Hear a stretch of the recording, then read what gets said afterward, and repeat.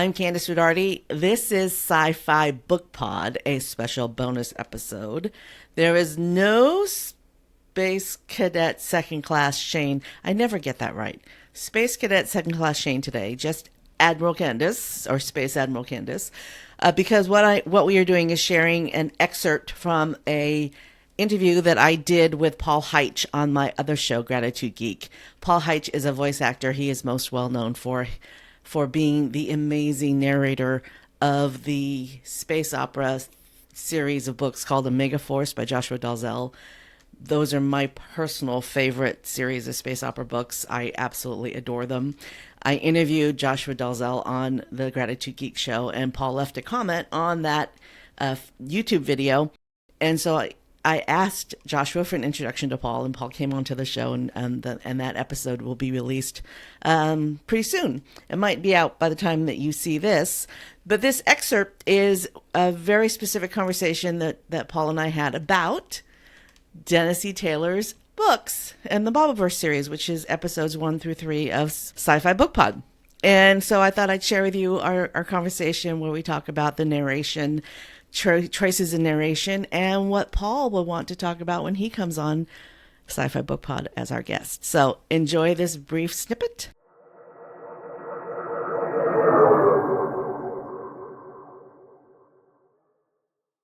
Yeah. So I mean, it's you can get ideas from it, but I just don't think that's where AI is going to go. I think, Shane and I my husband Shane and I just launched a new podcast. It may have been released by the time this episode goes live, but the first 5 episodes of the podcast, we're going to be talking about the Bobiverse, which is a series of books by Dennis E. Taylor. Yep. We love these books, and so we are basically the main character is human. It was a human, but now he's AI. Yeah.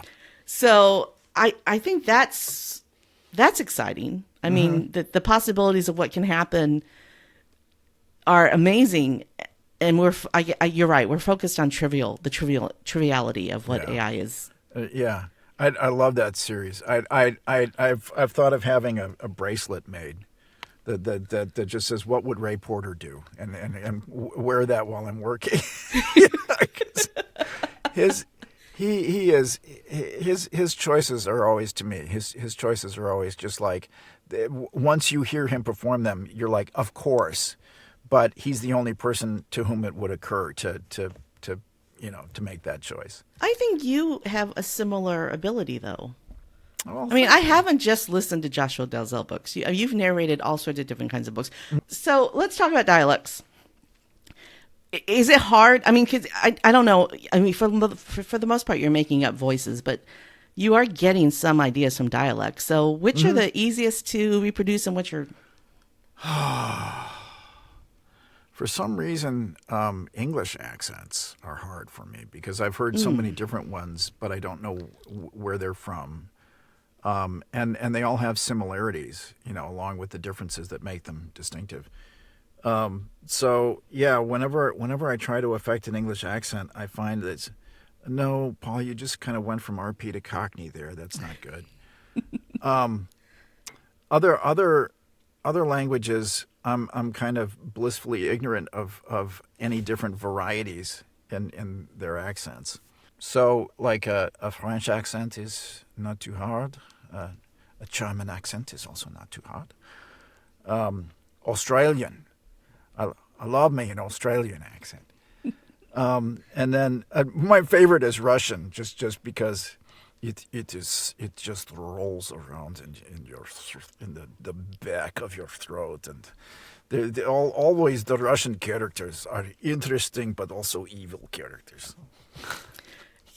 Yeah, that's really unfortunate because there are some really nice Russian people out there. Yeah. Can I just tell you, though, that Ray Porter gets the Brazilian accent really wrong in Bobiverse. So you may think that he is the thing. But his Brazilian accent sounds Russian to me. Okay, yeah, that's a creative choice. Oh, I like the way you I like where you went there. But yeah, there are narrators who don't attempt dialects at all.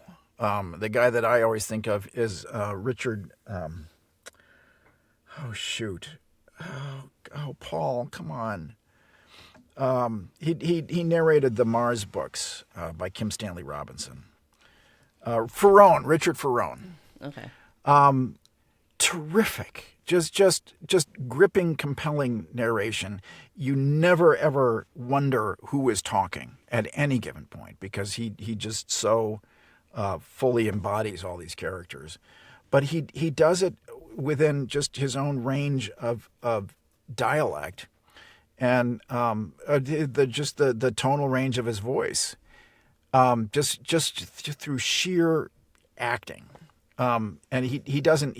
There are Arabic characters, there are French characters, there are African, from different parts of Africa characters. He's just always, Richard through those things. But again, he's just such an agile and gifted actor that he could embody all these people and do it convincingly. So you never thought, shouldn't they have an accent? It's just, no, this is how they talk.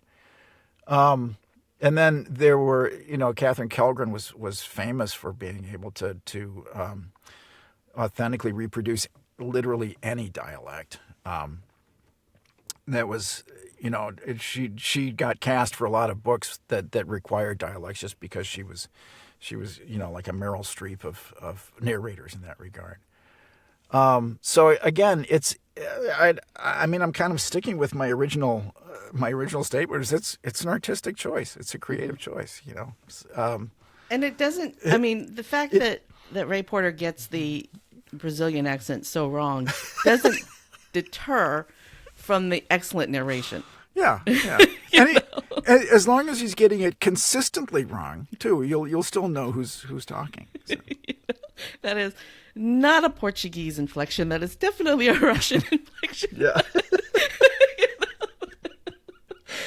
But it's still so good. Yeah. And when a book has a great narrator, but there aren't any more books in the series, a lot of times a listener like myself and my husband will choose a new book based on the narrator, not necessarily based on the author. Yeah. Because we're there for the entertainment. That tracks. And a great narrator can make any story interesting. Oh, before I forget, because I know that I'm going to get so excited that I'll forget to ask you, my husband and I are actually launching a new podcast where we talk about sci-fi books, and we're going to have guests on with us. Okay. Would you like to come on that show and talk about your favorite sci-fi book? Absolutely. Sure. Okay. Which one is it? What is it? Oh, probably anything by either William Gibson or Ursula Le Guin. And lately I've been getting into Neil Stephenson. And I don't want to pick a favorite among those because they're all these are people who never wrote a bad book. Yeah. And I love their ideas, and I love their author's voice. All three of them have really distinctive voices, and as just as a reader, it's a feast. And as a narrator, it's like the biggest challenge is to divine the author's voice, to just absorb the text and the subtext and internalize it to the point where you feel like you can speak for the author. All right, so I hope you enjoyed that snippet. If you'd like to listen to the entire interview with Paul Heitsch, who is an amazing narrator, and his interview is perfection. We talk about AI and all sorts of interesting things in the world of audiobook narration. That episode is episode 277 of Gratitude Geek, and there will be a link to that in the show notes. I've been Candice Rodarty, and you have been listening to Sci-Fi Book Pod.